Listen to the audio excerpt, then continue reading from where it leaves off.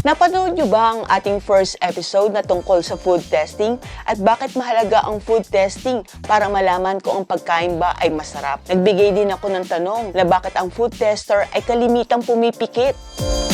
So para malaman ng sagot, follow muna ang All About Foods and Resto Qatar. Ito po si Miles, ang inyong F&B QA and trainer. So bakit ba pumipikit ang food tester habang nagpo-food test? Ito yung para ma-eliminate ang visual bias. Ito yung tinatawag na expectation versus reality. Nakaka-relate ka, no? Kaya nga may tinatawag na eats with its eyes. So kalimitan nagre-register muna sa utak ay ang appearance o yung quality ng pagkain. Number 1, para maiwasan muna yung color tricking. Kasi, for example, di ba may mga ice cream na color white pero ang lasa pala nun strawberry o kaya apple. So, ang nagre-register sa atin sa ice cream na color white, di ba, vanilla? So, kailangan muna natin pumikit para malaman muna natin kung ano ang lasa bago natin tingnan. Nauuso pa naman yung mga pagkain ngayon na kinukulayan, pero iba pala ang panlasa. So, yan ang kahalagahan bakit kailangan muna nating pumikit. Kailangan nating pumikit para sa pangalawa,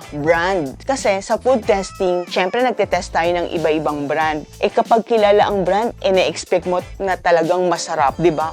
Paano naman yung mga hindi naman masyadong sikat pero masarap? At ang pinakalas, yung sinasabi ko na quality. Kasi may mga pagkain na yung texture medyo malambot. So yung ina-expect mo na medyo hindi magandang texture, iniisip mo tuloy na hindi masarap, di ba? So kailangan muna nating pumikit kahit ba ito ay malambot, matigas, o ibang texture para malaman talaga natin na fair tayo sa pag-justify ng lasa nito. Alam mo na kung bakit kailangan o minsan nakikita mong pumipikit ang mga food tester. So sa susunod na topic, ito yung kahalagahan ng temperature or food safety sa food testing. So gawin natin ang simpleng kwentuhan ay maging makabuluhang usapan. Thank you!